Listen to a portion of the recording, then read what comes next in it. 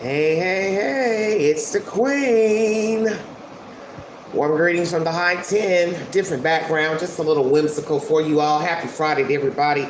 Have a safe weekend. We're going to get started. This is a comprehensive live with different subject matters and topics, breaking news. As most of you know, we have a monkeypox virus that has touched down here in the U.S. of A. And we have gotten information here in this great state of Tennessee of some cases down in Memphis. I'm going to bring you information with a source, and we will go from there. Thank you for joining me.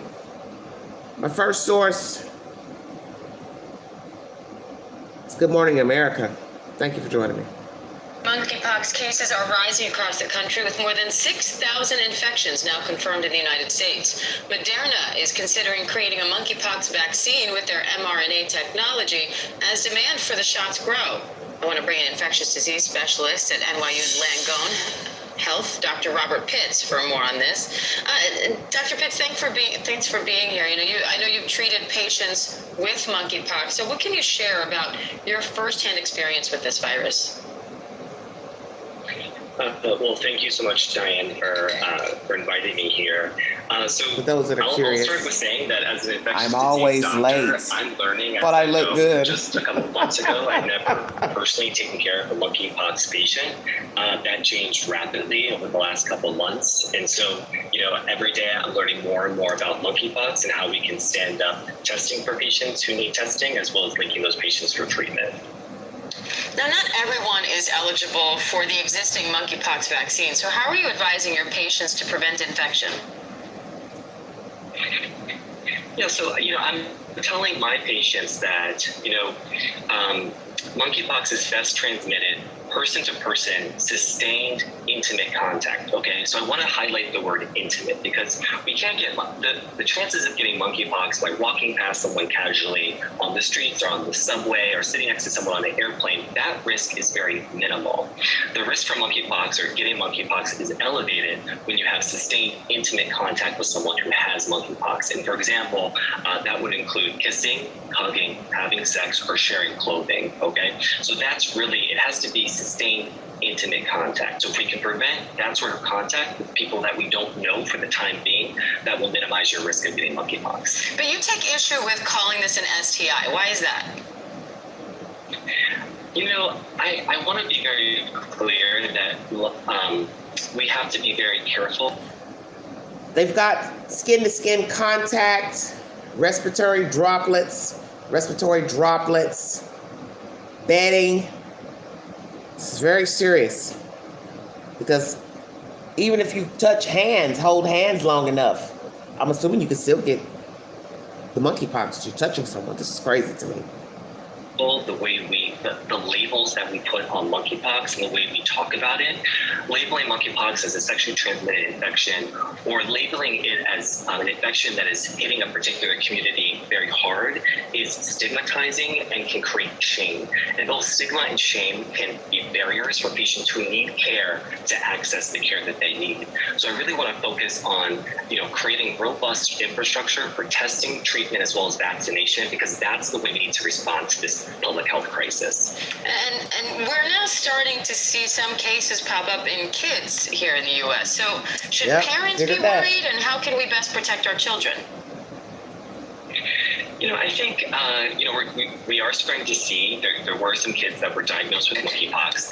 And I think, I'm not a parent, but I have nieces and nephews. I think it's important to, educate our children about, intimate contact with people skin that to they skin, don't know, which we do touching already. Fabrics, But clothes, I think towels, at a touching higher surfaces. level, we don't need to be concerned about our children getting monkeypox on a day-to-day basis. All right, Dr. Robert Pitts, great to have you. Thank you.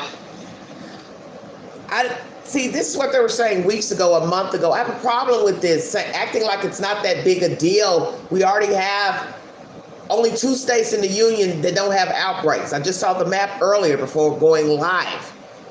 So if you're going to tell me skin to skin, bedding, surfaces, well, that's everything. You have to touch things. You have to pick up a dress. You have to pick up the food at the store. You have to touch the door handles. You have to touch the buggies.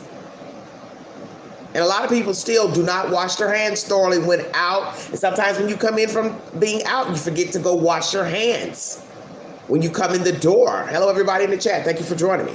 So this is still crazy to me because although he doesn't want people that get it to have a stigma or feel shame, they're linking this to homosexual men because the content I'm going to show you, these appear to be gay men.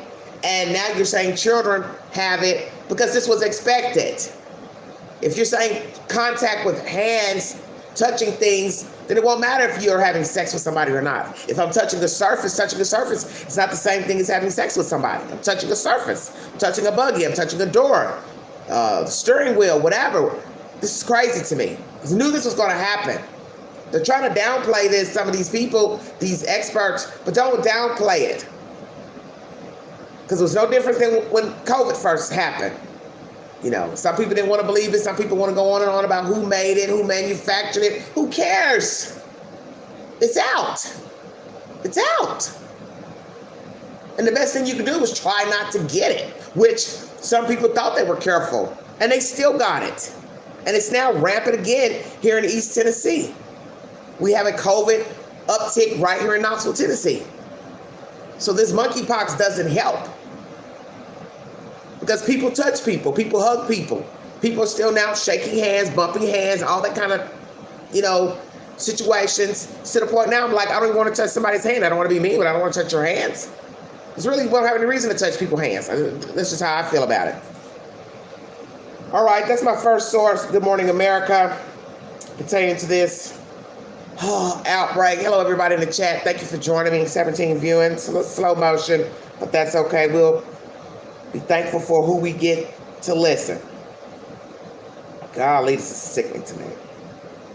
I got 3 topics on the horizon. Monkeypox, 4 officers arrested, federal indictment for the murder of Breonna Taylor, and we're going to talk about Terrell Owens, famous football player.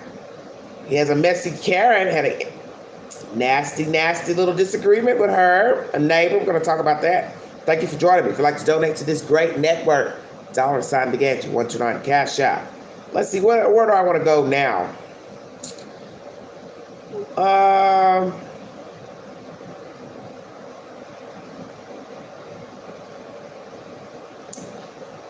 Let's show some people with monkeypox. Let's go there.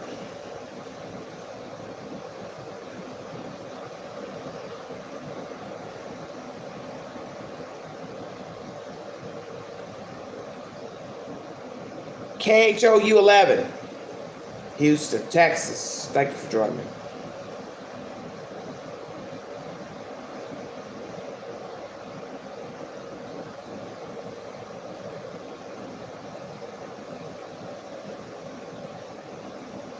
Monkeypox. The World Health Organization has declared the monkeypox outbreak a public health emergency of international concern. It is the highest alert level the WHO can declare, and it means that monkeypox has spread July to a point where 25th. a coordinated international response may be required. There are 46 confirmed cases of monkeypox in Harris County, and today we're hearing from one Houston man who has been suffering from the virus for 3 weeks now.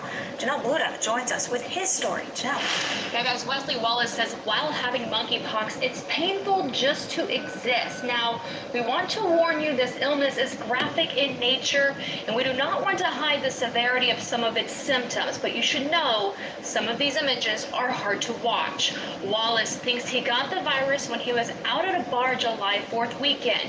He says he may have gotten it from kissing another person because, as you can see, the blisters first appeared on his face. He has 8 lesions on his chin and even one inside his mouth, and now he says they're starting to spread to other parts of his body. On top of that, he's experienced severe flu-like symptoms, chills, night sweats, body aches. He even got strep throat. But another symptom for many, he says, is isolation. So he's sharing his story so others know they're not alone. If you hear of a friend or a loved one that has this, message them, support them, ask them if they need anything, just let them know that they're not some kind of pariah, that they're not dirty. and that it's going to be okay. It's not lethal. It's just very temporary. It's scary for the moment. Wallace says it took a few days for his doctor to confirm it was monkeypox, but once that happened, the people he had been in contact with were able to get the vaccine. Outside that, however, he says access to the vaccine has been so scarce, his friends are actually leaving Texas to get it in other states. Now, Wallace thinks he's got another week or so in quarantine, making his entire infection and recovery about a month. If you would like more information on monkeypox and the efforts happening in our community, visit our website, KHOU.com. Guys, back to you. Had an incredible message. All right, everybody. Now, with monkeypox getting even more attention, we wanted to put this into perspective. Lordy, this is bad. This is the second time in 2 years the World Health Organization has taken this extraordinary step of declaring it a global emergency. Now, monkeypox has spread to dozens of countries and infected tens of thousands of people in just a few weeks. Here's what you need to know. We're going to start with the name. Monkeypox was discovered in monkeys that were being used for research back in 1958, but they are not the source of this virus. They're just susceptible to getting it, like humans. Why are we seeing more cases now? Health experts say there's evidence the virus has mutated and become more contagious. Monkeypox is not related to chickenpox. It belongs to the same family of viruses as smallpox, but it's less contagious and not nearly as deadly. Dr. Thomas Giordano, chief of infectious mutated. Let me show you a picture. Hold on one second. Monkeypox is not related to chickenpox. It belongs to Oh Lord, it won't let me show the pictures. Try to show you all the pictures of what the on the hands. Hold on one second. Community, visit our website, KHOU.com. Guys, back to you. Had an incredible message. Thank you, Janelle. Now, with monkeypox getting even more attention, we wanted to put this into perspective. This is the second time in 2 years the World Health Organization has taken this extraordinary step of declaring it a global emergency. Now, monkeypox has spread to dozens of countries and infected tens of thousands of people in just a few weeks. Here's what you need to know. We're going to start with the name. Monkeypox was discovered in monkeys that were being used for research back in 1958, but they are not the source of this virus. They're just susceptible to getting it, like humans. Why are we seeing more cases now? Health experts say there's evidence the virus has mutated and become more contagious. Monkeypox is not related to chickenpox. It belongs to the same family of viruses as smallpox, but it's less contagious and not nearly as deadly. Dr. Thomas Giordano, chief of infectious diseases at Baylor College of Medicine, says those who received the smallpox vaccine will have good protection against monkeypox. But when smallpox was eradicated more than 40 years ago, officials stopped vaccinating for it. Still, this does not mean those under 40 are at a higher risk of getting monkeypox. So how do you get it? Close or skin-to-skin contact, generally through intimate physical contact. Most cases have been in men, but the virus has been found in women and even children. It's close skin-to-skin contact, and then what we call fomites, so the bedding and the towels and things like that someone who has active lesions might use, and then if you reuse them, you can get it that way. Like a fungus. It has an incubation period of 1 to 2 weeks. It often starts with a fever, muscle aches, and fatigue. Then a rash develops, resulting in lesions. While most people do recover, children and people with weakened immune systems are at risk for severe disease. The U.S. uses 2 types of smallpox vaccine to fight monkeypox. Dr. Giordano says getting the vaccine, even after someone gets monkeypox, can help lessen the severity of the infection. If you are in one of the populations that's higher risk, younger and a man who has sex with men in particular, or you have sex with people in that population, then stay tuned to the health authorities' websites, the City of Houston and the Harris County Health Department, because they're going to have the most up-to-date information on how you can get vaccinated. And speaking of, at 5 o'clock, Houston and Harris County leaders will give us updates on the monkeypox response. We're going to be streaming that live, and we're making it easy for you to get the latest information on monkeypox. You can just text the word POX, that is P-O-X, to 713-52... Sorry about that. 1111. We'll send you back some links, including our latest verifies on the virus. All right, everybody. This news is coming out of Houston. that I just brought you. KHOU 11, I use their source for a lot of information in the Houston, Texas area. This is bad. However you want to look at it, if you rather want to accept it or not, I don't think it's anything to argue about. It's very obvious that it's evidence. These are real human beings with it. Moderna is trying to come out with a vaccine for it. Hopefully, many people have taken the Moderna vaccine for COVID. I have. I'm one of those people.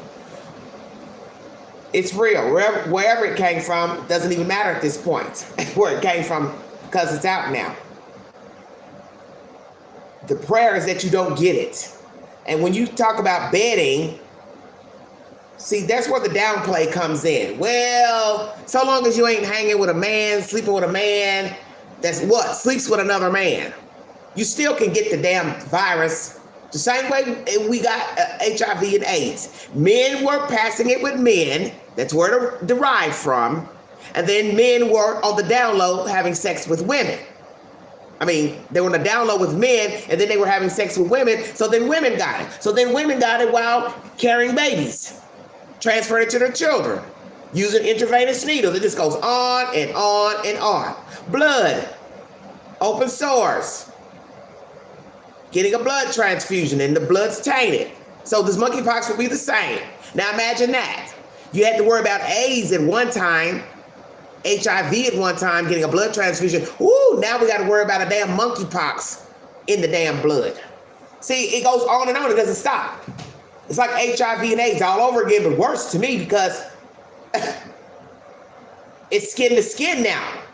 You know, you're trying to make it seem like, oh, well, it's only with personal contact. But people rub up against people. People touch people. People rub people. So imagine rubbing a man, you're a woman, and he's been with a man who got it. He got it. Don't got the lesions yet. Oh, man, did you see how bad that guy's mouth looked? Man, this is horrible. Those are the lesions that usually people get like the final stages of AIDS. This time, it's like this monkeypox, like they said, mutated. It said, nah, we ain't ready to wait, like with the HIV AIDS, a long time before we show the sores. You're going to get them shortly after having contact. This is bad. I don't care how people look at it. This is bad, bad, bad. And when you talk about bedding and clothes, how the hell is that not bad? You go to somebody's house, sit on their comforter, sit on their sofa. You don't know who the hell's been in there. This is the thing I preach to people all the time. People that love being around people all the damn time. You want to be in people's faces all the time. You want to be in people's cars and in their house. You don't know what they got. You don't know who's been in their house. You don't know who's been in their car. When they're coming to your damn house and sitting on your furniture, you don't know where their ass has been. And then they want to come and get all on your good comfort and get in your sheets and lay and slough off dead skin cells. Voila. This is serious. This is serious. Because now you're talking about bedding and sheets. And then one screen said surfaces. Well, that's everything. You got to touch stuff. Who's going to go somewhere and not touch nothing? How are you going to go in the world and touch nothing? Please explain to me how that's possible. More content coming. Thank you for joining me. Thank you for your time. Happy Friday, everybody. Oh, I just want you all to be aware of what's out here.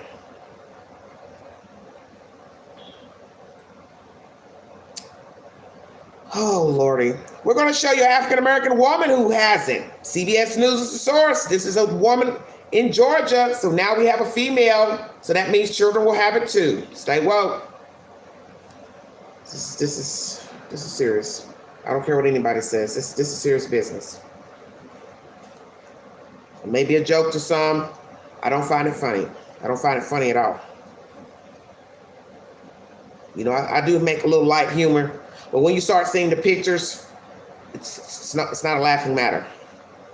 Because that could be any of us out here.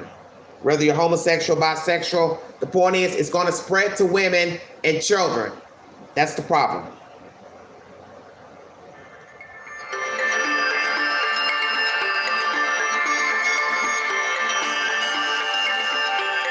cities and states are declaring public health emergencies as monkeypox cases rise across the U.S. The CDC has confirmed more than 6,600 cases so far. One woman from Georgia has been documenting her battle with the virus since she was diagnosed last month, and her posts have gone viral. Camille Seaton is here with me now to tell her story. 6,617. Thanks so much for joining us. First of all, how are you feeling? Have you been able to go back to work yet? Hi. I'm feeling a lot better. I am not able to go back to work yet. I did get a doctor's note saying I was able to come back as early as the 30th, but it didn't work out that way. I got a call from Human Resources, and they told me that they needed something more because of how new this virus is. Camille, in the process of... Sorry to interrupt you. There's a bit of a delay. When did you first realize you had monkeypox? Were the symptoms the same symptoms you had heard you might have if you did have the virus? I remember one night, I was just feeling so sick and like lethargic and just like, throwing up. And it was just weird because I didn't do anything to feel that way. You know, I had a good meal, the night before, and it was just, it caught me off guard. You're a mom. The CDC says that children are at an increased risk of developing severe illness if they do get monkeypox. How's your child doing? And were you concerned, I would imagine, yes, of course, about passing the virus to your child? My child is fine. As soon as I started seeing lesions pop up on my face, I sent her away.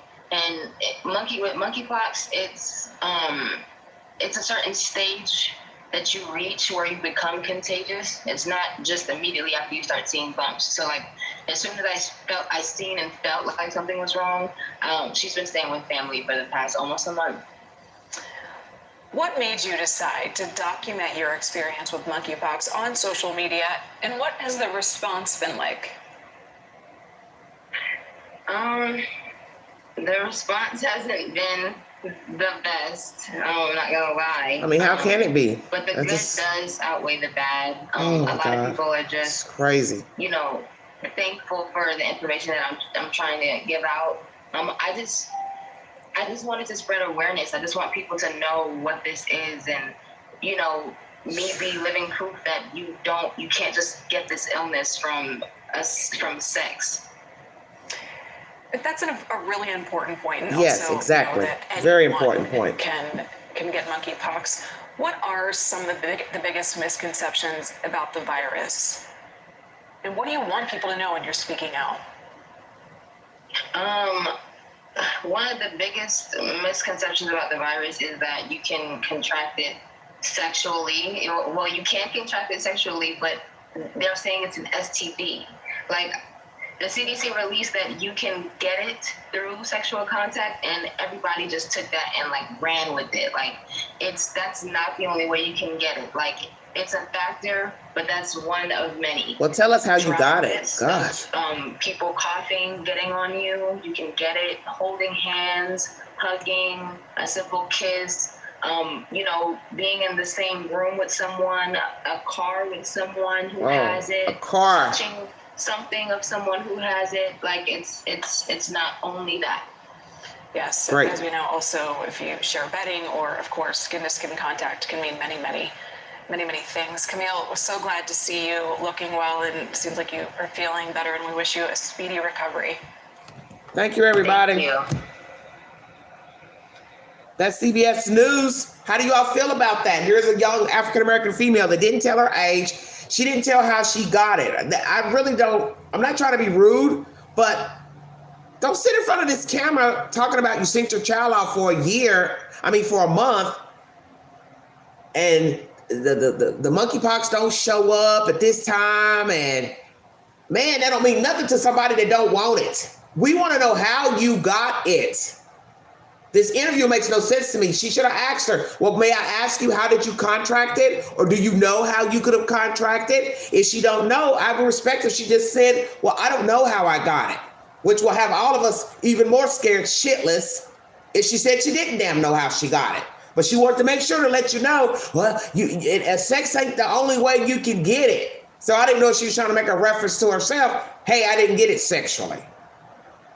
Or somebody coughed on me, or I was in an Uber, or I was in somebody's car. You see when she made that comment about being in somebody's car, man, this is jacked up. I feel like screaming right now. Because you're not going to be able to do anything.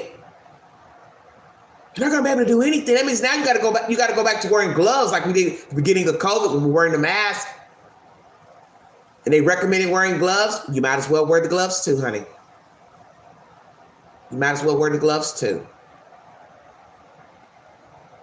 Because respiratory droplets, that's also mentioned in my documentation and my sources. So that's right. People coughing and hacking. You going by people coughing, hacking, sneezing. Man, this is jacked up. Possibly just means you stay inside. Don't go no damn where. So we'll be back to the way it was before with COVID. You won't be going anywhere. You won't be touching anything. And let's talk about remission. Remember COVID? Get it, re-get it. Remember they kept telling us you couldn't get it. You get the vaccine, you're good, blah, blah, blah, self-quarantine. Self-quarantine came along more after people started really getting sick and passing away. Then it was like, oh, well, just stay in. Gets you some rest. But look at the people who stayed in and then they end up dying. They go to the hospital because they got ill, they got worse, and they died in the hospital. A lot of people were turned away. This is bad. This is really bad. Whenever you're talking about coughing, sneezing, touching surfaces, hand holding, touching each other, I believe it's 6,000, I think. That's what I just showed. Hold on. Let me go back to the beginning. Let's see. 6,617. That's the number from this content as of August 3rd. 6617. CBS News is the source. If you need verification for this information, CDC is the confirming source. Thank you for joining me. This is bad, bad, bad, bad. And this is what kills me about people who hate to believe in anything. You're welcome, sweetie. Oh, the monkey did it. The Japs did it. Excuse me, don't mean to be racist, but the Chinese did it. The Martians did it. In the end, it doesn't matter how something came to be. You're stuck once it's here. Nobody wants it. Who the hell wants it? If you all see those pictures of that white guy, nice looking white guy, pretty skin. He looks, feminine, a gay guy. I'm showing you real people. I'm not going to just play the audio. I'm showing you what they look like, what the virus looks like, so you'll know what to look for in case you're out with people eating, dining, a new date, whatever.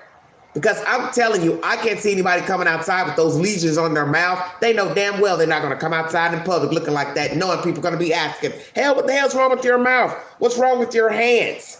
Remember, those were the first pictures we got months ago, was showing you the lesions in the hands. As I showed you the picture of a black person's hands had the lesions inside of the palms. Now it's showing you lesions on the mouth. And you saw she had lesions as well. I don't know what stage she's in, but hers looked more like in a healing stage versus the white guy that had the red pussy looking ones. This is just, man, they're the worst for this right now. This is bad. So what you got to ask yourself is this: how long is it going to take to heal? Getting a vaccination? Will you need to be revaccinated? Will it lie dormant in you, or will it clear itself out altogether and you don't have to worry about getting it again? Or will you be the person that passes it along even though you don't have the symptoms anymore? So I'd like to get some information on that. That even after it's healed, the sores, the lesions, will the person still be a carrier? That's what I'd like to know. Lord Jesus, help us. All right, everybody. I'm going to bring you the next source. So I just showed you a Caucasian man in Houston with the lesions, a black woman down in Georgia. I'm getting very depressed. Let's see. I think I already showed you.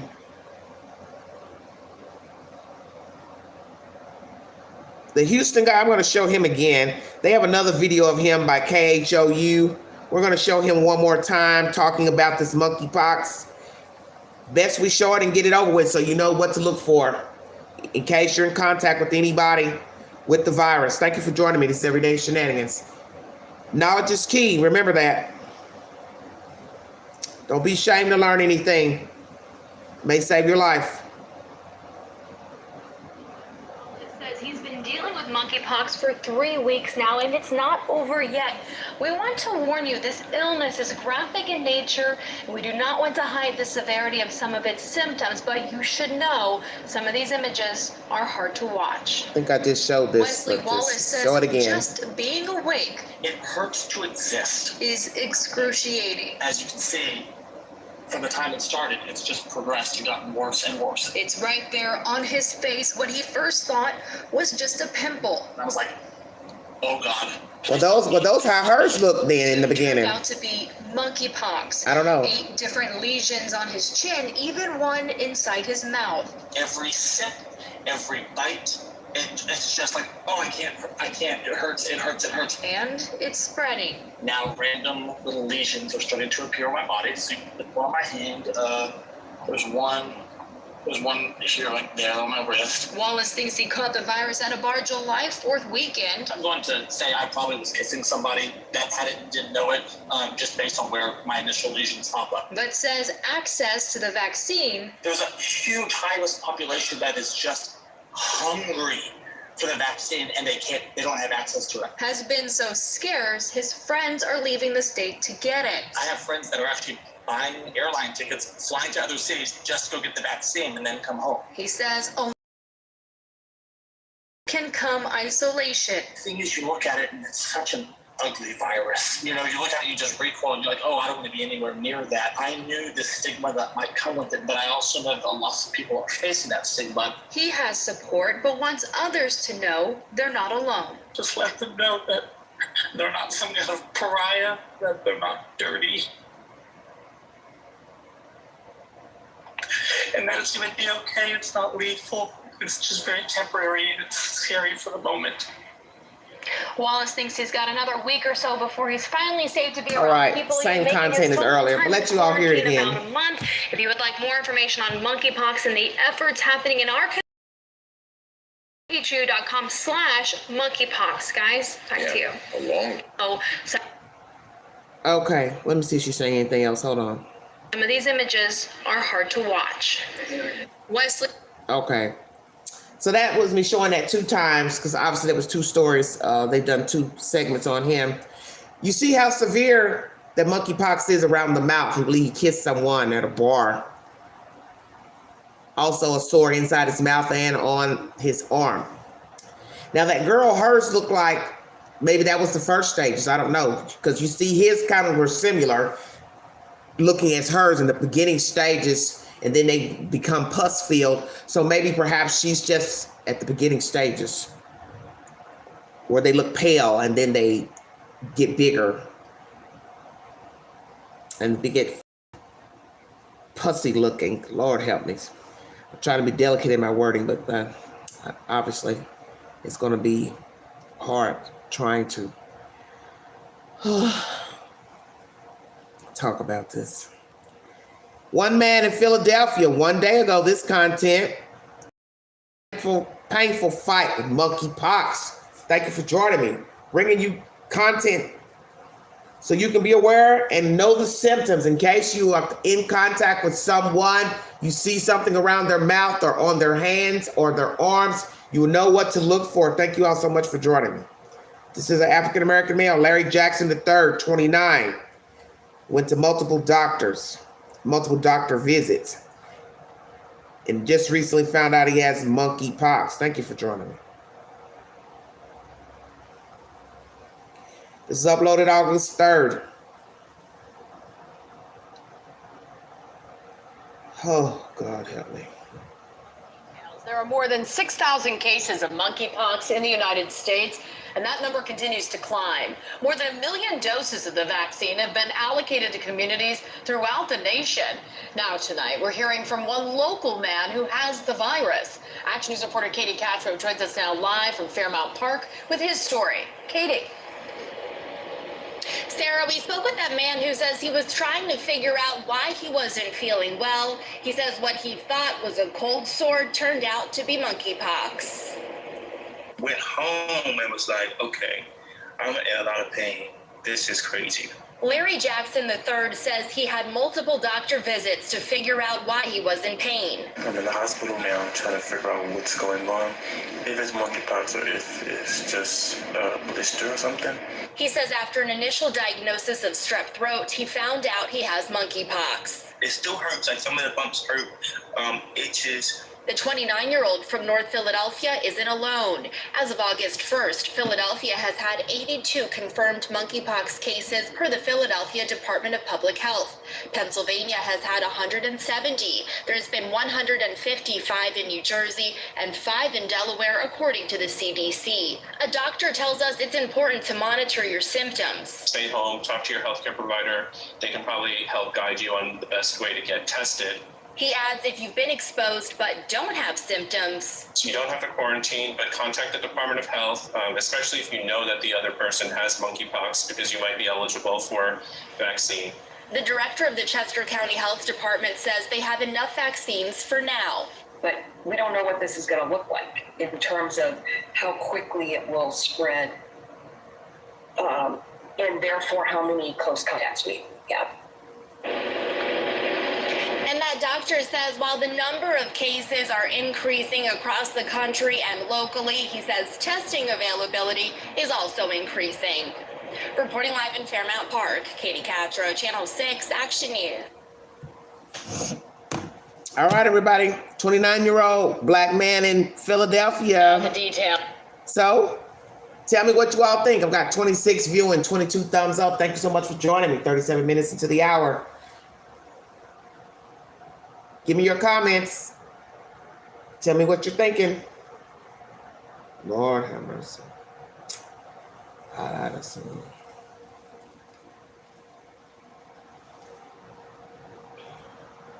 Nobody has anything to say? What? All right. All this information has been posted to my community board in case you need to go back to rewatch the videos to get the said information. Oh, and I got a fly in here, Lordy. How'd you get in here? On my community board, I posted some information from a day ago about Memphis. They've got an uptick in carjackings. WREG is the source. And there's also a woman and child that were injured at the Pepper Tree Apartments in Memphis. Rundown development. They've got a great lawsuit. That's also posted to my community board. Prayers to the woman and child. HUD should not have been allowing this place to stay in the running. They should not have provided funding. And the city should have continued to cite the owner manager until they can't even pay the damn fines and tear it down. Stop allowing these places to stay up. Yeah, it's going to be hard in public, but it's going to be hard, period, because you don't know who people have been around. So that's the one thing people fail to realize. You can't say, well, I'm safe because I stay inside. You still have to touch stuff. I don't care if you're ordering it through FedEx, UPS, you still got to touch that package. Somebody touch that, okay? I don't know, Shuri. It's a new virus, baby. I mean, it's been around, but you understand what I'm saying? Not evident like it is now. So it's just like anything. Look how many people had COVID and got sent back home and then had to go back to the hospital, and they stayed in the hospital. A lot of those people died when they went back to the hospital because they knew they were not well. And they kept sending them home, sending them home, sending them home.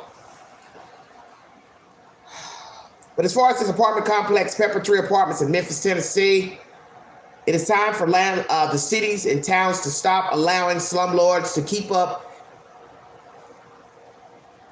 what I call deplorable housing, apartments,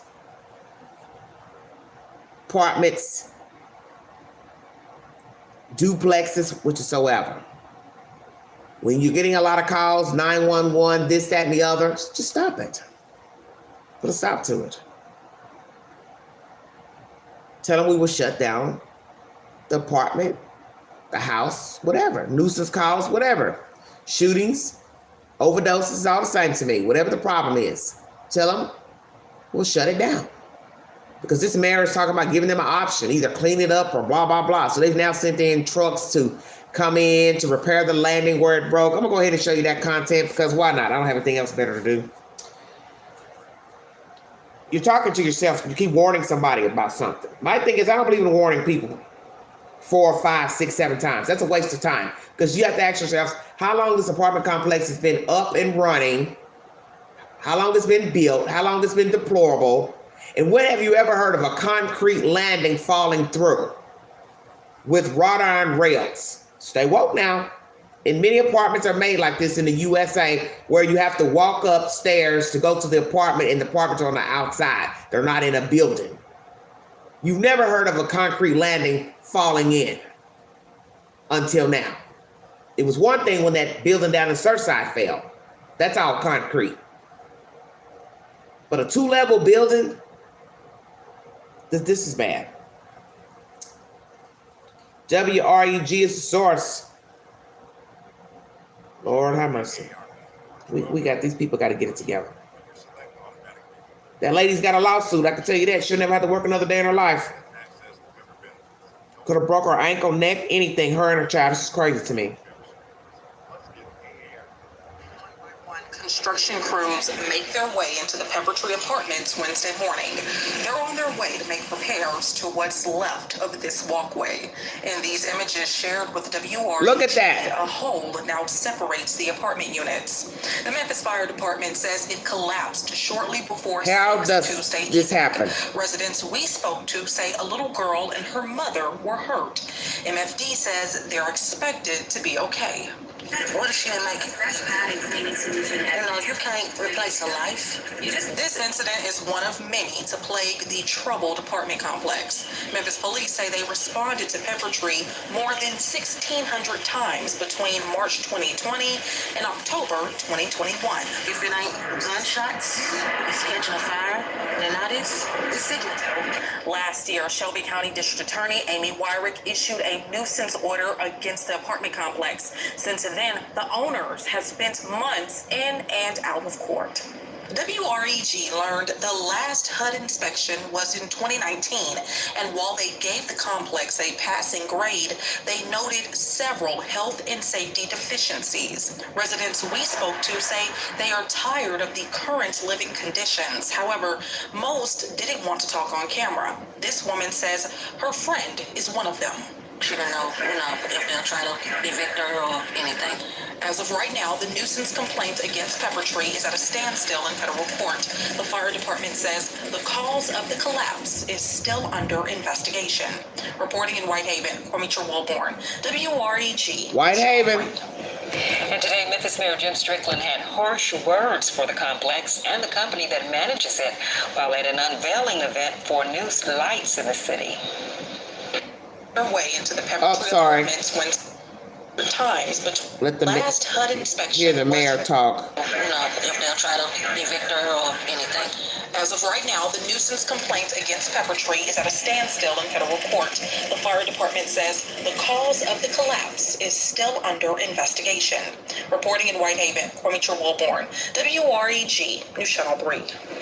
And today, Memphis Mayor Jim Strickland had harsh words for the complex and the company that manages it while at an unveiling event for new lights in the city. The owner and the management team are reckless. They don't care about their tenants. They try to obstinate and say it's not their fault. There's too much violence. The property is dilapidated. They need to step up or step out. We reached out to Tesco Properties, the group that owns Pepper Tree, for comment on the collapse, but they have not responded. They are due back in federal court August 19th. Federal spending is at all-time highs, and now America... August 19th, a few weeks from now, Okay, let's keep it real. It's thundering here in the high 10. If the landing is falling in, then that means the structure is soon to fall behind it. Stay woke. The landing is what's holding up.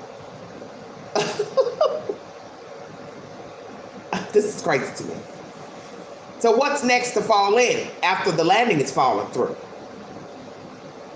Best to just give the owner a notice that they will be sealing up the property, and everyone has to have so much time to move out, and the city needs to give all residents a housing voucher to find them somewhere else to live.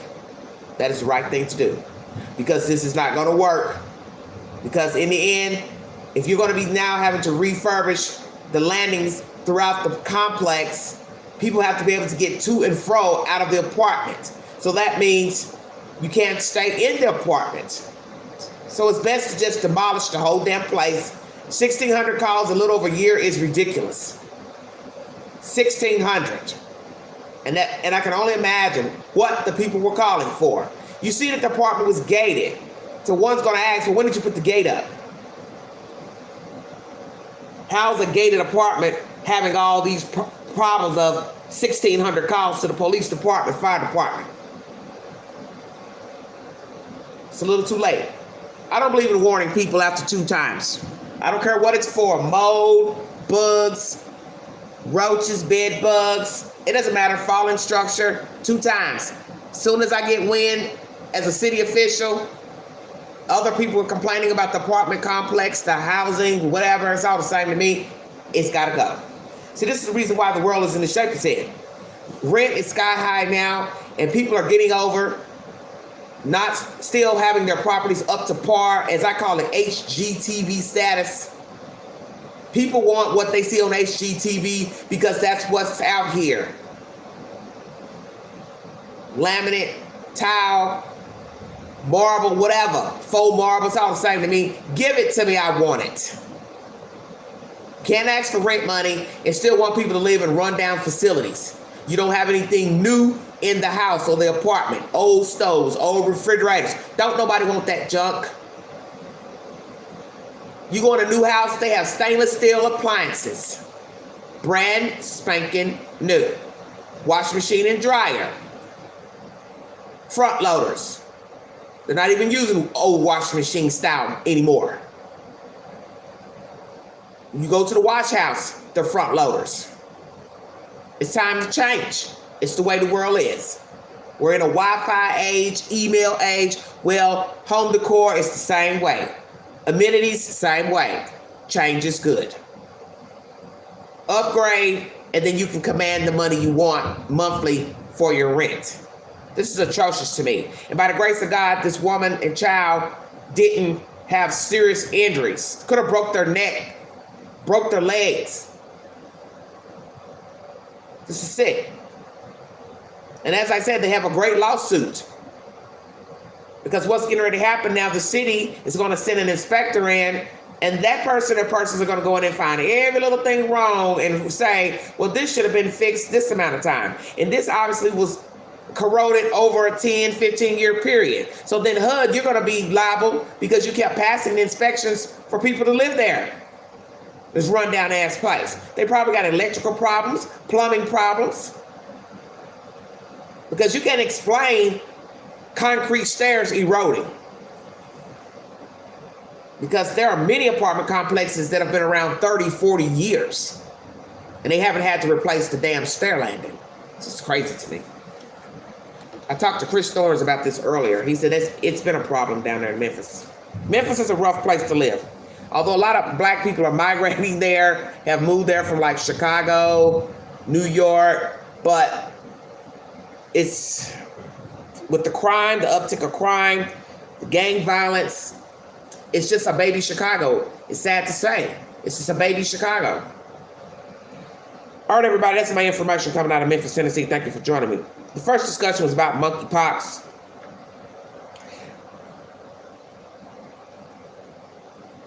I brought you that little information about what's going on down in Memphis. We're not going to go to Good Morning America, and a doctor is going to tell you what to look for pertaining to monkeypox. Demystifying monkeypox, 4 things you need to know. All right, everybody, thank you for joining me. Good Morning America is the source. All information is posted to my community board. And also we'll bring you commentary out of Tennessee. Memphis has 4 cases of monkeypox.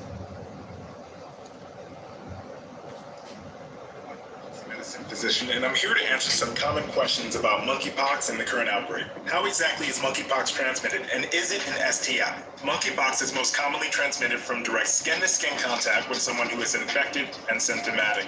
It can also be transmitted by sharing clothing, towels, or bedding with someone who is infected and symptomatic. And although it is not technically considered an STI, sexual and intimate encounters can increase the risk of transmission of monkeypox. Are the symptoms of monkeypox the same from person to person, and are they obvious? Symptoms of a monkeypox infection may not always be the same from person to person, and it may not always be obvious. A recent review conducted by the New England Journal of Medicine looked at over 500 patients across 16 different countries from the months of April to June of 2022, and it found that the most common symptoms included symptoms of fever, rash, and swollen lymph nodes. As a reminder, the rash can look like small blisters or pimples that can appear anywhere on the body, and that study also found that more than 60% of patients had 10 or fewer lesions. If diagnosed, is everyone's recommended isolation period the same? If you have symptoms of monkeypox or test positive, it's important that you self-isolate away from others to avoid transmission, and that isolation period can be variable from person to person and is dependent on when all of your symptoms and lesions have fully resolved. And this can range sometimes between 2 and 4 weeks and maybe even longer depending on the patient.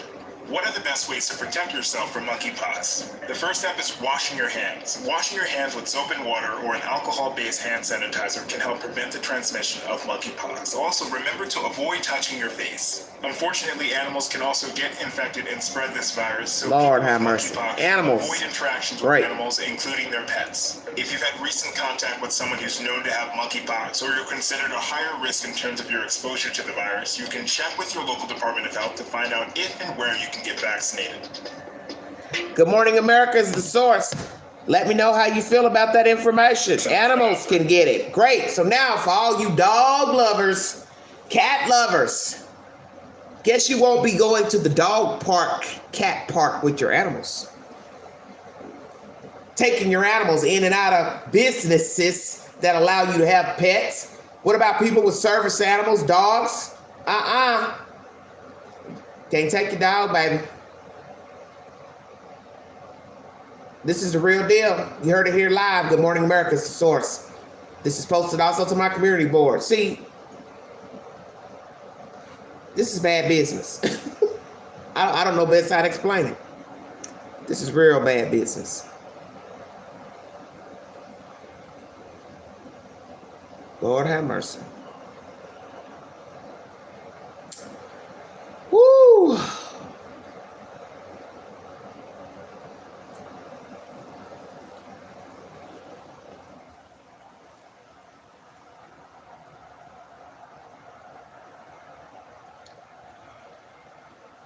Okay.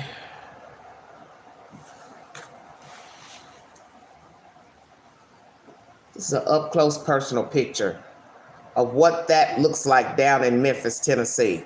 That stair landing that fell. Look how bad that is.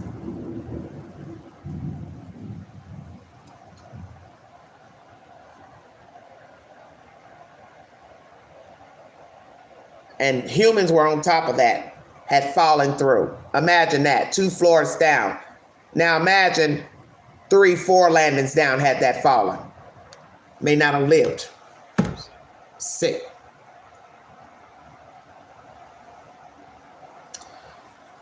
Okay, let me see. I don't even know what I'm looking for. I'm supposed to be looking for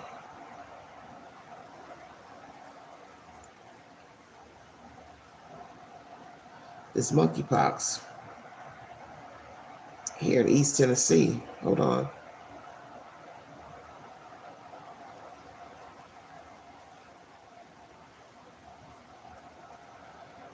Thank you all for joining me. It's trying to storm here in the high 10. I don't know what I did with that story. We had a story, monkeypox. Hold on, I might have to go back a couple of. This is bad, bad, bad. Here it is. I found it. Thank you all for joining me. Thank you for your patience. WREG.com, Channel 3 News, Memphis is the source. 4 presumptive cases of monkeypox confirmed in Shelby County.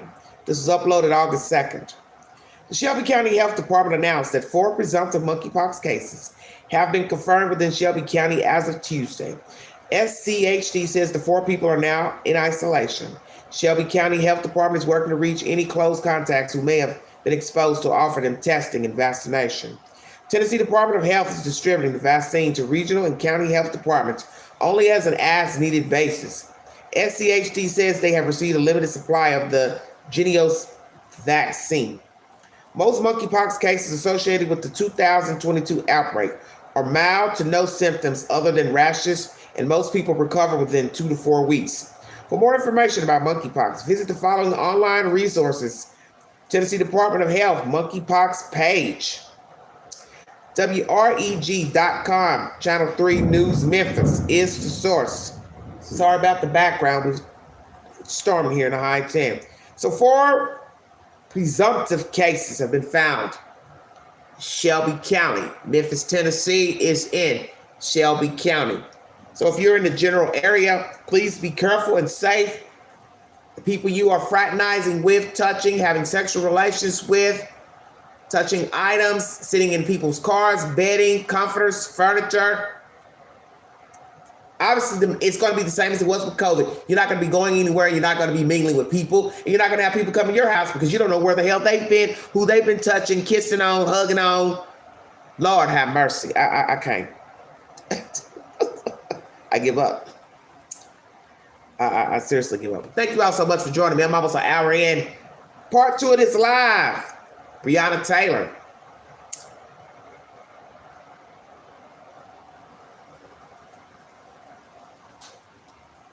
We got the business. Hanky-panky going on with the 4 officers that were covering this home raid atrociousness. It was a setup. They lied. I don't even know how to get in my own computer. I tell you this. I hate dealing with these modern technology. I can do without all of it, quite frankly.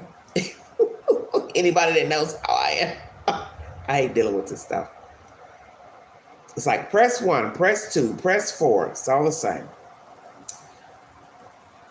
All right, I brought you information pertaining to monkeypox. Shared stories of people who have it. Apartment landing falling down in Memphis, Tennessee. And now I'm going to bring you information pertaining to the 4 officers who are facing a federal indictment for falsifying information to obscure a warrant to go inside of Breonna Taylor's home. I don't know what's wrong with this thing. It won't even stay on the screen. It's very strange. Okay.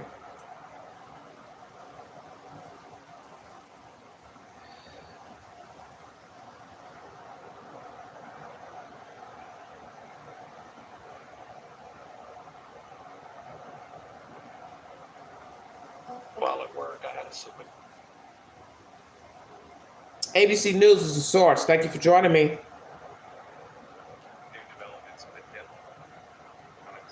In Louisville, Kentucky, the Justice Department today leveling federal charges against 4 current and former officers connected with her death. Among the charges, officers are accused of falsifying documents to obtain the search warrant of her home where she was shot and killed.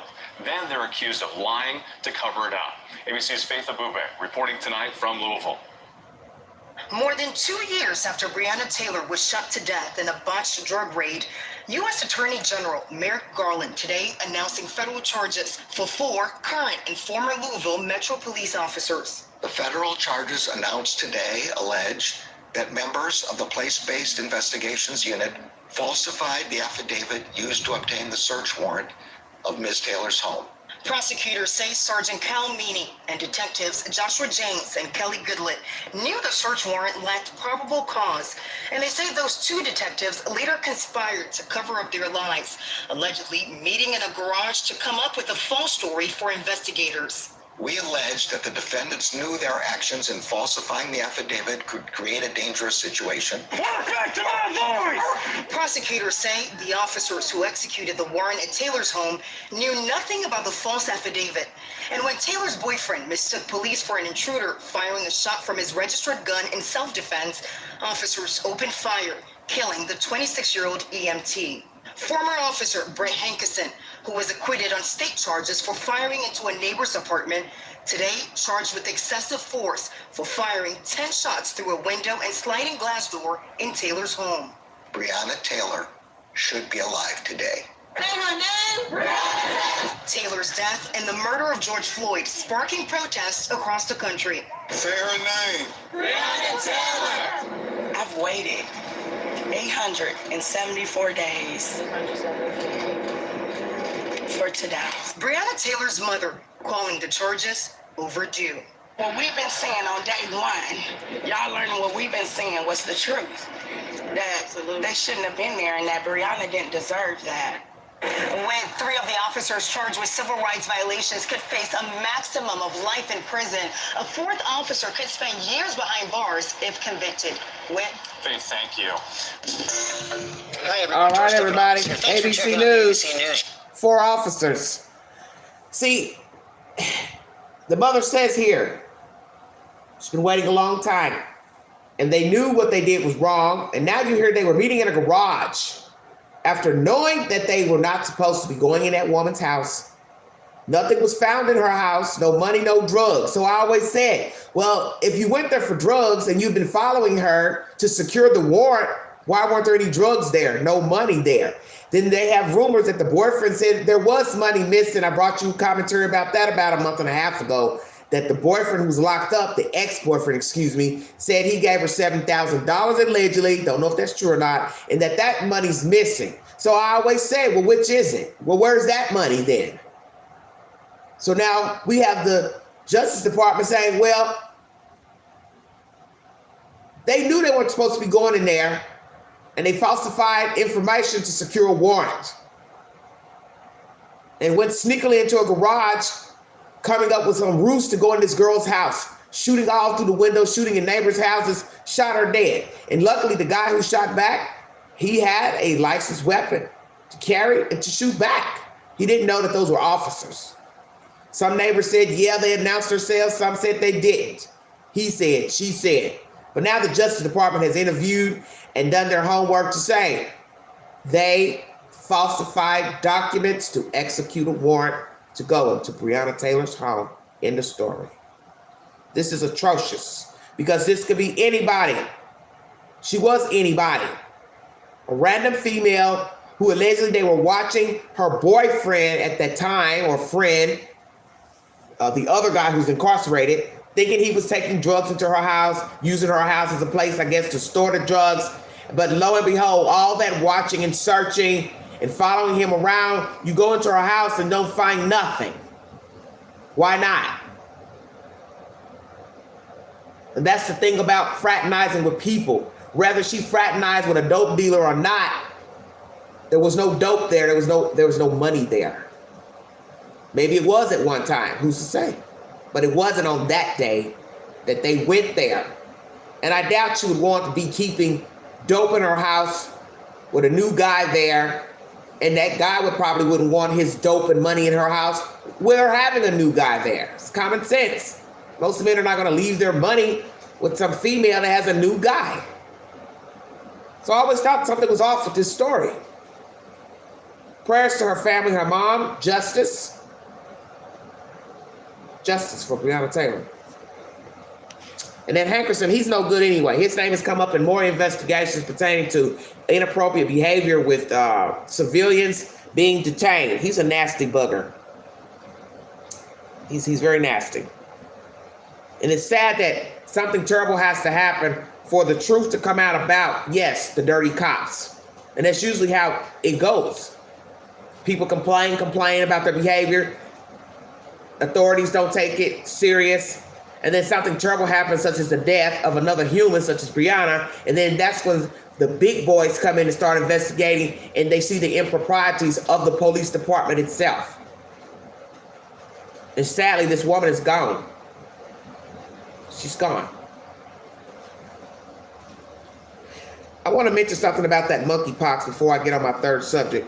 That girl who was interviewed down in Georgia, and she said she sent her daughter off with her family for a month. Let's be realistic. What if she did not have family to send her child somewhere for a month? There are many young people who have children and they don't have relatives, family. So imagine catching a virus such as that, even COVID, and there's nobody to keep your child. Because you remember with the quarantine situation with COVID, people were going in other rooms and staying in that room for about a week or so and not coming out. Well, this monkeypox seems to be a little worse. So if you have a child and you don't have any family or have children, who's going to keep your kid or children while you quarantine for up to damn 4 weeks?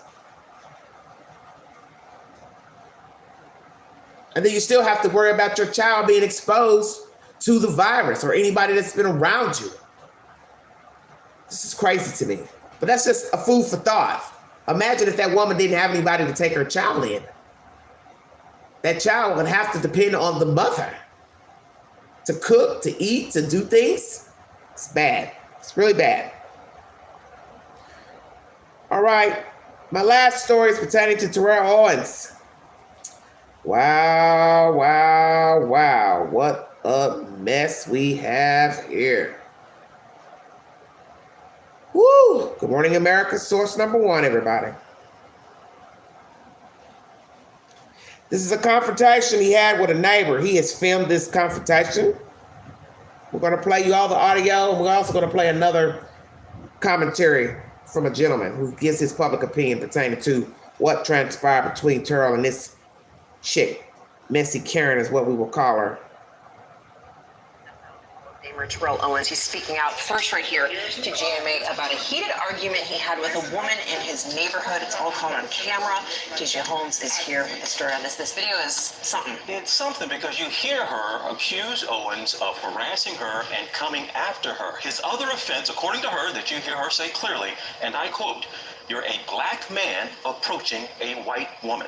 Now, he says that's when it goes from being something heated exchange, as you say, to something potentially dangerous, and he wants her held accountable.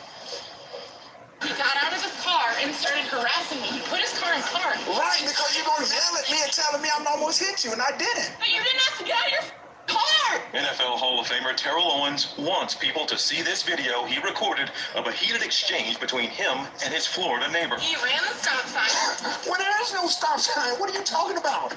Owens, a longtime NFL star receiver with the Niners, Eagles, and Cowboys, was accused by a neighbor of speeding, nearly hitting her, and harassment. You put your car in park and you came at me. First of all, I didn't come at you. Yes, you did. Owens keeps his camera rolling as their back and forth continues with an officer on scene.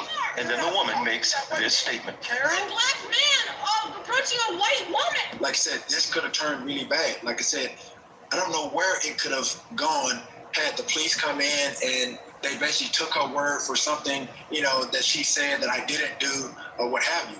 Like I said, we've seen it a number of other times as well. Owens spoke exclusively to GMA overnight about the incident and that racially charged statement.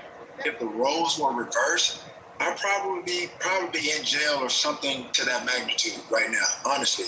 And just the statement that she made, obviously, that came out of her mouth, the comments exactly was a black man approaching a white woman. I think that kind of says what you want to know, about the situation. I've seen it. Or if you have your argument. I've seen it, yes. I've seen it, but this is firsthand. Owens is now pushing for the woman to face consequences, retweeting this petition calling for her to face jail time for making a false police report. Owens believes accountability is important here in the wake of other recent high-profile incidents of police being called on black Americans under dubious pretexts for doing mundane things, from walking, napping, sitting at a Starbucks, even bird watching. Being threatened by a man in the ramble. Please send the cops. immediately. In that infamous case of the Central Park birdwatcher, that woman was charged for filing a false police report. Good, she Owens should have says been. He's grateful It's crazy. how police handled his situation. Honestly, I want to commend the Broward, police, those policemen that came up, because this could have been, this could have gone totally left had they not come in and handled the situation the right way. We did reach out to the woman in this incident, and we did not hear back from her. Of course, we don't know what happened before the video started rolling, but a lot of people look at this. Two neighbors get into it. Somebody says something stupid. Everybody move on. Others will look at this and are immediately reminded of a deep and difficult history in this country, documented history, of African Americans suffering bodily injury or death because of false accusations made by members of the white community. And we think that's so far in our past. What just happened a few months ago? But it's not. It's not in the past. The Emmett Till anti-lynching law. This year, in 2022, after that young man whose death changed the course of this country, this video is not going to change that, but maybe the course of some of the conversations we might still need to be having. As he said, it could have went left. It could have, and he handled himself, and a lot of us are trying. I think he was pretty mild-mannered. Handle ourselves. He could have been way more heated no matter what. while talking. Thank you, TJ. All right, everybody, that's Good Morning America with that source. Tell me what you think. We're going to play you more audio that's going to show you how deep the conversation got between the two. And from what I'm going to play, it seems kind of personal because there were things mentioned that you didn't hear in this audio that she said to him about his housing situation that really she shouldn't even have knowledge of. But she's going to show you who she is and her role in this neighborhood. And it makes you wonder, was she watching him, following him, what? Because he's claiming he was just going to his mailbox. I don't know. Next commentary. Woo, Lordy.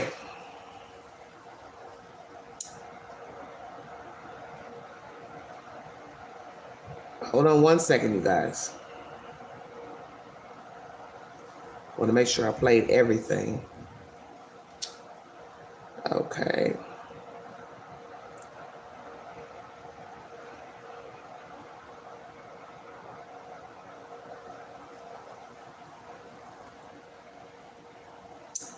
This is with Dr. Rashad Ritchie. Indisputable with Dr. Rashad Ritchie. Hope you don't mind me playing your commentary. It's 8 minutes, 52 seconds long. And you're going to hear more in this commentary about what she was claiming against Mr. Owens, personal things about his house that had nothing to do with him speeding or trying to run her over or whatever she was claiming against him. And thank God he had the camera rolling. Terrell Owens faces off with a Karen in his community that admits he's just a big, scary black man talking to a white woman. Yeah, she admits it. Let me take you to the first part of the video. Here it is. I'm good. What's up, sir? What's going on, folks? I'm driving to my mailbox. She telling me I'm speeding, telling me to slow down. Slow down, and he rolled down his window and he started harassing. First of all, I didn't harass you. She telling me to slow down. I said, what do you mean slow down? I said, yo, I'm just going to the mailbox. And this goes, get out the middle of the road. Across the street and you almost hit me. First of all, I didn't almost hit you. Now you're just making up stuff. No, I literally just like a Karen. You almost hit me. I did. How did I almost hit you? And I'm going to the mailbox. Yeah, I called you a Karen when I came over here after you said I called the police. Absolutely. Then you went on to say, oh, I'm the subject of the HOA meeting, this and that, the other. I got liens on my house, this and that, the other. Then you start bringing up my status, who I was, my HBO, my VH1. You the one brought it up, lady. I did it. You did it. You did it. Hey, folks. First of all, I didn't almost hit her. No, I'm fine, sir. First of all, I didn't almost hit her. I understand that. Just relax. You're not finna sit up here. He ran the stop sign. Well, there is no stop sign. What are you talking about? I understand that. I wasn't, but I asked him to slow down, and he got out of his car and started harassing me. He put his car in park. Right, because you're going to yell at me and telling me I'm almost hit you, and I didn't. But you didn't have to get out of your car. You didn't have to talk to me that way either, Karen. A black man approaching a white woman. First of all, you had your boy. To the first part of the video. Here. Wait a minute, let me stop right there. How were they talking to each other? Because I'm confused. If he's in his car, she must have been on foot. Was she on foot or she was in her car? Because how are they speaking to each other? So then she says he gets out of his car. He shouldn't have gotten out of his car. Well, if you're yelling at somebody on foot or in your car, why wouldn't they stop? And then later, if he's stopping to get out to check his mail, then that means he's out of the car. I like to have seen how all this transformed as far as him getting out of the car, if she yelled from a car, if she yelled on foot. It's very baffling to me. Just overdrawn. Let me go up a little ways. I didn't almost hit you. Now you're just making up stuff. No, I literally just like a Karen. You almost hit me. I did. How did I almost hit you? And I'm going to the mailbox. Yeah, I called you a Karen when I came over here after you said I called the police. Absolutely. Then you went on to say, oh, I'm the subject of the HOA meeting. This and that. The other. I got liens in my house. This and that. The other. Then you start bringing up my status, who I was, my HBO, my VH1. You the one brought it up, lady. I did it. You did it. You did. Hey, folks. First of all, I didn't almost hit her. So, no, I'm fine, sir. First of all, I didn't almost hit her. I understand that. Just relax. You're not finna sit up here. He ran the stop sign. Well, there is no stop sign. What are you talking about? I understand that. I wasn't, but I asked him to slow down, and he got out of his car and started harassing me. He put his car in park. Right, because you're gonna yell at me and telling me I'm almost hit you, and I didn't. But you didn't have to get out of your car. You didn't have to talk to me that way either, Karen. A black man approaching a white woman. First of all, wow. your boy right here, your husband right here. So first of all, I don't do that type of stuff. You did. You put your car in park and you came at me. First of all, I didn't come at you. Yes, you did. You can stop all of that, Well, Karen. now she want to sue, I guess, now. I got more video. She says exactly what this is about. You're a black man approaching a white woman. Exactly. Not a male approaching a female. Right. Thank you. A black man approaching a white woman. What am I supposed to think? She's utilizing black male as if it is synonymous with, I don't know, wild animal. You see, let's put wild animal in place. This is a wild animal approaching a white woman. See, that would make sense. Okay. But it's a black man, and for some reason in her mind, because he's a black man, this is a dangerous situation given the fact that she's a white woman. Right. Understand the context she's creating here. Okay? Now, Mr. Owens is an NFL Hall of Famer, decent individual, and he decided to go live once the police were involved. There's more. Now you're going to see the weaponization take place here. Here it is. If you guys want me here, I can solve it. Here she quiet. There's Karen. Oh, wow. This is unbelievable. Swear to God, I've never been a part of nothing like this. I've seen it. Or if you have your ID. I've seen it, yes. I've seen it, but this is firsthand. And now he's on live. Oh, yeah, she's only crying because he's on live. You weren't crying before that. It's crazy. When you're cussing somebody out, you weren't crying. No, sir. This is sad. This is real. This is real. This is real. This is real. I've never seen it. I've seen it, but I've never been a part of this. This is real life. Well, it's the first time for everything, honey. Her husband tried to tell her to go in the house, but no, she wanted to do the whole camera thing. So I'm going to be here with my camera to show everything. First of all, you need to stop that. You were speeding through the neighborhood. It was not. I was in the garage. Uh-oh. I ain't now because I was sitting in the garage. She said I was. Oh, now other eyewitness. Wow. No, this is real. This is real life in 2022. This is real life Karen stuff. I'm crying. I've never seen it. I've seen it on TV. I've seen it on video, but I've never really been a part of something like this. This is my house. I got liens. I don't pay my fines. Everything. How do I know? Because she told me. Karen. Yeah. See. Sorry about that, you guys. So Mr. Owens is in a face-off here with Karen, okay, in his community. HOA Karens are the worst. I have more video, but before I go to the next video, let me highlight a couple of things that have already taken place. Number one, while Mr. Owens is trying to explain that he did not do anything criminal, the officer is telling him to calm down. The officer then goes to the Karen in question and says, okay, where did he hit you? And she says, he didn't hit me.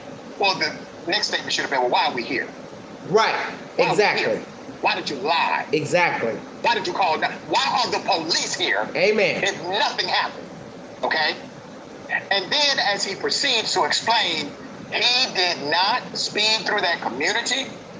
She was being aggressive to him. Once again, the officer is telling him, calm down and show me your ID, Mr. Owens. That's what's happening. It's all on the tape. Now, another bystander actually completely backs Mr. Owens. Here it is. Bro, she just brought them tears out. She just brought those tears out before she got here. Now that's the truth. She was not crying. Everything. Oh yeah, before I got here, it was all of that. The police showed up. Oh, the tears started flowing. I thought they were supposed to start finding them for profiling. Oh man, it's all good. On black people just because they black. I'm barely even here. And then told me I'm living in you're living in a low budget neighborhood. Oh yeah, I live in a low budget neighborhood, but she living in here with me. I'm living in a low budget neighborhood. I love it. I ain't tripping. I love it. Say that, baby. I got $2. I'm not even worried and talking about yourself. What's coming at me. So I called a Karen. That's crazy. To tell me, oh, stop calling a Karen. Man, I'm not. They thought I was just gonna bow down and listen to all that mess. Okay. I'm dead. Now, I know some people will say, well, the Karen may have been afraid. No. White women, let me just say this for the record. White women are not afraid of black men. It's a lie they tell. Yes. Evidenced by the fact that she decided to approach him. If she was afraid of him, right, she would have ran. Stayed away from him. Because that's what you do. When you're scared of something, that's true. That's true. You stay away. You don't want confrontation. You are afraid. Exactly. She started the confrontation because she has no fear of this black male. Now, that doesn't mean she will not weaponize the narrative and weaponize her whiteness and weaponize her tears in order to pretend as if she is now scared. But believe me, she is not afraid at all. And she was well aware that he is Mr. Owens. Yes, she was. NFL yes, she was. Individual that's on television, does commentary for sports, etc., etc. Because he's been part of their HOA conversations. There you have it. Wow. All right. Racism in America, racism in a local community, and obviously a Karen is involved. Ms. Khan, thoughts here? Yeah, I mean, that was a good point that you made. If I was a black man in America, which I obviously am not, I would be much more wary of white women than I would be the other way around. Yeah. But I mean, it's so sad because you can't even be TO and not get hassled by these Karens. And it's like, what do black and brown people need to do? Who do they need to be before they can get some respect in this country? And I can't deal with the cognitive recognition that she was a white woman who's unduly threatened by a black man because he got out of his car and because, he ran a stop sign that wasn't there. She thinks she's completely justified in her fear without understanding that she's literally the problem that so many of us are speaking against, and she doesn't understand how idiotic and racist her excuse is. And unfortunately, you have to wonder, how would this have played out if the victim in this situation wasn't Terrell Owens? What if it was just some regular dude? Yeah, there you go. That's why we continue to highlight all across the spectrum here. Okay.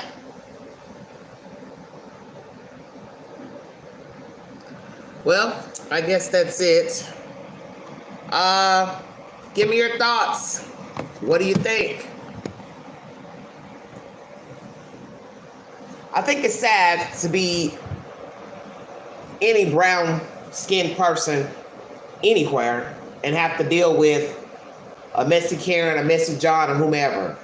Because as he said, he made a very valid point. She was not afraid of Terrell Owens. She's not afraid of a black person in general, man or woman. Because if you are indeed afraid, you would possibly run or would say nothing. Wouldn't have said anything, really. Stop, cut that out. Wouldn't have said nothing. Would have kept it moving. It looked like she was on a bicycle, so why not jump on your bicycle and hightail it out of there? You're so afraid. Why would you engage in a confrontation with someone you're afraid of? The fact that she called him a black man approaching a white woman, she told on herself. And then starts to cry once she realizes he's live to verify the scenario confrontation. Puts on law enforcement's there arrives, howsoever. Because before, when you hear her arguing back and forth, you don't hear her crying. And it's sad we're in a world that you have to pull out your camera for anything that appears to be a jump off or is a jump off. You also hear that there was no stop sign. So why lie and say there was a stop sign if there wasn't one? So what happened? He was driving down the road, decided to drive towards his mailbox. She was in the road. What? I'm confused. Do they not have sidewalks? Just asking. The fact that he's been the subject of conversation about owing fees for his home. So that means she knows who he is. She knows about him. And what does that have to do with him running her over or him speeding? Oh, I know who you are. You owe money on your house, blah, blah, blah. You owe fees. So you know exactly who this black man is that you're so afraid of. See, none of this conversation makes any sense. This commentator makes a great point. If you are afraid of someone, you're not going to engage in conversation, argument with the person. I don't care what the race is. And I don't understand why she didn't think a white man couldn't have gotten jiggy, because I've seen a lot of jiggy white men on video, and they go ham on their own white folks, woman or man or child. She's out of line, she's out of pocket. And this is what's wrong with the world. People are putting too much attention on wanting to be right and wanting to be validated and wanting attention. This might be her way of trying to get a payout, because once people know that you're famous, they'll come up with all kind of cockamamie ass stories to try to get some money out of you. And the fact that she said this is a low budget neighborhood, that didn't even make any sense. What the fuck does that have to do with he's trying to hit you with his car? See, she's all over the place. But this is what people do who are troublemakers. They fish. They fish while lying. They fish. They talk about 12 different things versus the original complaint, which is you're speeding, you almost hit me, this is a low budget neighborhood, I know who you are, you're famous, I know what program you got. That's a kind of winded conversation, yes, to be afraid of somebody. I've named at least 5 different scenarios on an alleged speeding incident. You jumped out of your car. Well, how was he supposed to check his mail?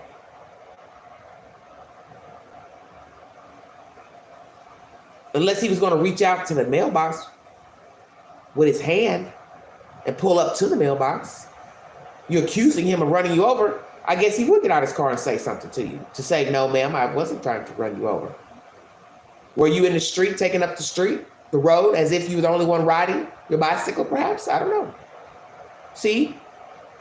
This is ignorant to me. This is a very ignorant conversation. This is an ignorant scenario. And as they said, this could have jumped off terribly had he not been somebody well known. And it still could have jumped off had you got the wrong officer there, had somebody else decided to come in and play Captain Saberhole, if her husband could have came in and decided to be Captain Saberhole. Well, she brought it up. She brought up the HOA fees. So that's why he said, well, you know who I am. Obviously, you've been discussing me. So that's why I said, you're making yourself look like you're trying to get something for nothing. Because saying anything about who he owes, what does that have to do with your allegation that he was speeding and then he tried to approach you? You went from one situation to the next. And now you're talking about who he owes. Then you're talking about, oh, this is a low rent neighborhood. But like he said, but you live in this low rent neighborhood. So you're talking about yourself. Well, this is what happens when a person is out fishing, trying to stir up trouble. Yeah, and the husband, as they said, told her to go in the house.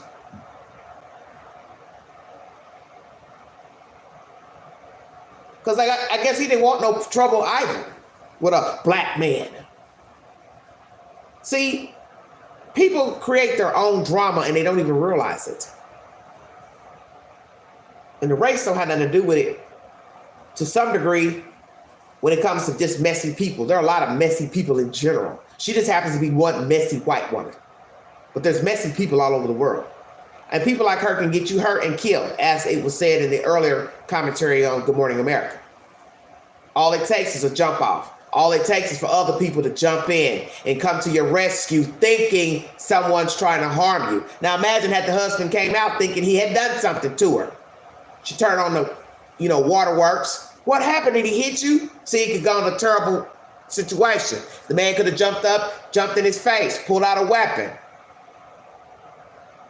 So you don't know how things are going to jump off because everything's a bait switch. Somebody says something, somebody responds.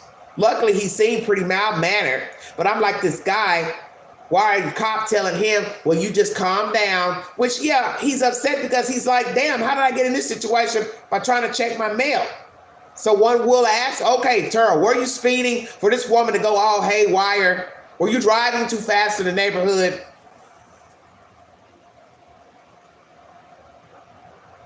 So what do y'all want him to do? Apologize, say he wasn't, or he was? I'm sorry I was speeding. Well, obviously he didn't apologize because he didn't feel like he was, so he's not going to. This is just ridiculous to me. I rarely talk about racial injustice on this network because usually it doesn't go anywhere to discuss it because people are going to continue to be buffoons. And one thing I don't do is walk around worrying about a white person. I don't live like that. I'm not saying there can't be a jump off such as this scenario here. Of course, I've got mangy neighbors, so I know how people get down. They're always looking for something to stir up because it's just miserable people. And you have to be careful of people like this because they will get you hurt and they'll push your buttons if you don't have any self-control. And I've learned in this life, everybody's looking for a payout. And that's how people are going to view her. Because she told on herself when she told him who he was and told his personal business about the HOA fees alleged owing money. So now you've gone from peanut butter to jelly. So what is the point of this conversation? As the commentator said, why are we here? Why is she still talking? Hell, why is he even standing there engaging with her? See, she's lucky. She done got her a straight hood rat. When she got to talking and yelling and, you almost ran me over, would have just cussed her ass out. Shut the F up, and they got back in her car and drove off. She been standing there arguing with herself. That's why sometimes you can't even engage, because that's what they want. That's what they want. And as this commentator said, no woman that fears a black man would even engage. You wouldn't walk towards him. You wouldn't yell at him. You wouldn't do any of those things because you fear for your safety. So is she a racist? Is she afraid of black people? Does she not like black people? What's her problem? But she was out of line when she made that comment. You're a black man approaching a white woman. So basically she's saying,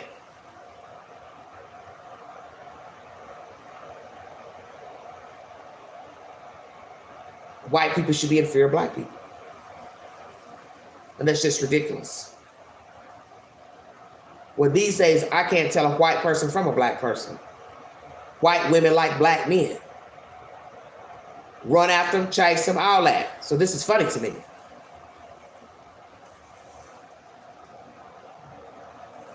Yeah, she's acting like a Karen, of course. She proved that. She didn't even have to say that. You're a black man approaching a white woman. As this commentator said, why didn't you just say you're a man approaching a woman? It's dark out here. But anybody should know that if you are out, whether you feel like you're in the right or wrong, if you start yelling at someone, you should know that you're probably going to get a response. And it may not be the response you're hoping for. Because as I said, he could have popped off on her. And it wouldn't have mattered if he was black or white. It's nighttime. You're yelling and screaming. I don't think I've done anything to you. I don't think I tried to harm you. So hell yeah, I'm going to say something back to you. The hell are you talking about? And that's what happens. One response begets another. And yes, it's by the grace of God, this didn't escalate into something else. Because as I said, you could always have a pop-off. Other people could have gotten involved and played Captain Save-A-Ho. Then, in his favor, there's another eyewitness to say he wasn't speeding. Thank God the lady was sitting in her garage watching. Just, probably enjoying her night. And she just happens to be an eyewitness to this ridiculousness.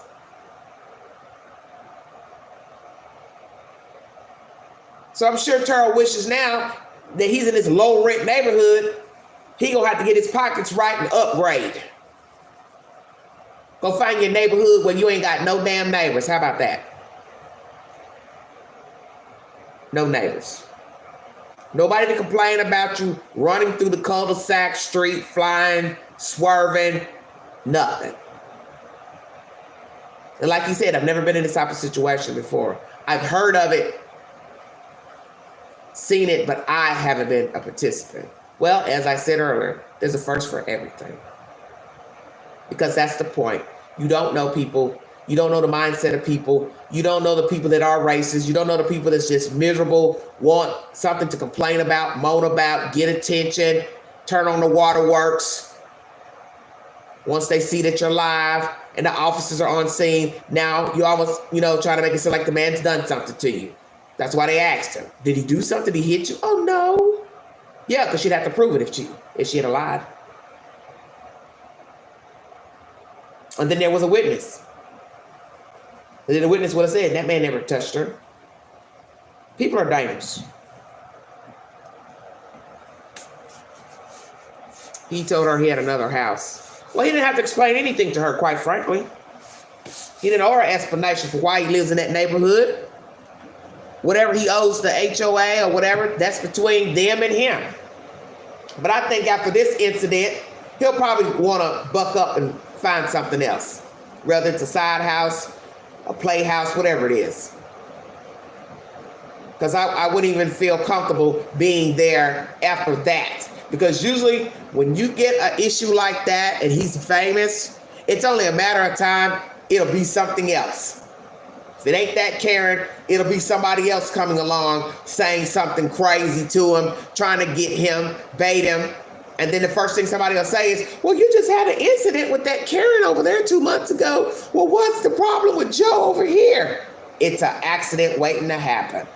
And I'd go to the HOA too and straighten them out. What are you doing discussing my business? I don't care who she is. She's on the board. She's this, whatever. So maybe this is personal. She finally saw him out. Oh, there goes Terrell. He owes us money, owes the board, however it goes. I'm going to tell him about himself. And so she used this issue of he tried to hit her, he was speeding, BS. Because she'd been wanting to say something to him. But frankly, you just messed it up for the HOA association and yourself. Because now nobody's going to want you on the board because they know you'll go out in the street and tell people's personal business. So that's going to be a problem right there. Besides being a racist, if indeed she is a racist. You're entitled to interpret her wording how you see fit. Because as I tell people, people like her, they're dust to me. I don't even worry about people like her. That's why you don't see me always talking about racial issues on this network. I don't indulge in that foolishness. Because you can't change people. And you can go on and on and on talking about these stories of injustices against black people, brown people, Hispanic people, the Indian people, and it goes in one ear and out the other because you cannot change the mindset of a racist person. You're wasting your time. So I don't preach to the choir about racism. You want to walk around here hating people for no damn reason because of a skin color, because of the neighborhood they live in, that is your choice. But you're not going to stop me from eating, breathing, and surviving. That's the best medicine for racists, is maintaining. Is maintaining. People are insecure, and they use racism as a crutch. I don't like him. I don't like her. They do this. Just like I told my cousin the other day, white and black people are eerily the same. Eerily the same. Black people hang on street corners, front of stores, businesses. White people hang in front of the Walmart and the Waffle House and hang in parking lots and park their car and bang their music. What's the difference? It's the same damn thing. Pile up shit on your porch in your yard. 55 cars on cylinder blocks. White people do it, black people do it. Mexicans do it. Hispanics do it. Puerto Ricans do it. You all do stupid stuff, ignorant stuff. I don't see no damn difference. People are people. Just as quick as I can be in a group of black folks to get on my nerve, I can sit in another group of white folks and they get on my damn nerve too. Because people are people. And when you're walking around trying to chop them up to say who's better, who's worse, this and that, it's a waste of time. Because this is why we have racism. People sit and focus and dwell on those things. Well, they do this. They're known for this. I don't rock like that. I know that when I walk outside that door, I could easily be killed or shot by a black man or a white man. I could go in the grocery store and get shot by a black man or a white man. All bets are off. Either party could take me out. You should be leery regardless. People are people. Somebody could break in this house. It could be a black man. It could be a Mexican. It could be a white man. Thief's a thief. An addict's an addict. And people don't focus on things like that. Yes, we all have our stereotypes of what the Japanese do, the Chinese do, or what we think the Russians do, or what we think African Americans do, what Caucasian people do. We all got our own quirks, but everybody is still not the same. We make our little light jokes about how black people act, how white people act, but in the end, we all came from a woman, and when we leave here, we're going to go back to dust. So in the end, doesn't matter. Children don't know the difference between a white and black person. They're only taught to hate. And as I said, when you're lying in your bed sick, near death, it's not going to matter about the black guy next door or the white man next door, or who's over in the hospital bed next to you. Hell, you want to live. You need a blood transfusion. You worried about it coming from a damn Mexican? Hell no. You just want to make sure that blood's clean. And that's how you should live your life. Don't sweat the small stuff. Don't worry about who don't like you. Don't worry about who don't like your race. You just pray that when you walk out your door, that God will cover you and that nothing bad will happen to you, no matter who's the perpetrator. And know how to keep calm and keep your tongue quiet. Because sometimes that tongue can exacerbate a situation, make it worse. The one thing I've learned about people like this messy Karen, is ignoring her would have been the ultimate medicine. Had she hollered, screamed, and he just went to the mailbox, got his mail, whatever, walked back to his car, shut the door, and drove off. She'd been standing there like a damn fool. I want to thank you all for joining me. God bless all of you. Thank you for following the content, Everyday Shenanigans. This live was pertaining to 4 officers fairly charged in indictments for the murder of Breonna Taylor. They falsified documents to exact a search warrant of her home where she was fatally shot. The monkeypox virus is on the horizon. I brought you commentary coming out of Memphis, Tennessee of 4 new cases and other people's testimonies and video who have contracted this virus. I also brought you a doctor's statement on what to look for and how to keep yourself safe from contracting this virus. And then the last content was pertaining to Terrell Owens, ex-football player, profane football player, had a little incident with a messy Karen in his neighborhood. And I pray that this conversation will be over with and will end. And he won't have any more run-ins with her, the HOA, or anybody else in that neighborhood. Because I hate to hear of a worst-case scenario from this incident. But like I said, he needs to have a nice little chit-chat with the HOA. And yes, she should be brought up on charges for calling 911 for a false report. The best way to stop these problems is to start holding people accountable. If you'd like to donate to this network, Everyday Shenanigans, $Big Angie, 129 Cash App. Thank you all so much for joining me. Have a wonderful weekend. Be safe. It is storming here in the high 10. And I'm going to try to have a wonderful evening. You all be safe. I do have a movie posted this week. For the movie of the week, maybe I will post something for the weekend. For those of you who are going to stay in out of the heats, give you something to ponder on. But please be safe. Mind the children. If you see something, say something. Be a part of the solution, not the problem. Please check out my library. I've uploaded a lot of content this week pertaining to Lisa's part 2 of her story of her cheating husband. One woman who's decided to marry her cheating boyfriend. That's commentary I brought you yesterday. Thank you, Cherie. So please go into my library. I have lots of content and prayers for the young girl who was kidnapped in a Texas trailer and was able to get out to safety beginning of the week. She's now in the state's care. This man killed her brother and mother and facing 3 counts of capital murder. Please pray for her. Thank you, Pen 10. Thank you so much. Pray for everybody. God knows we need it.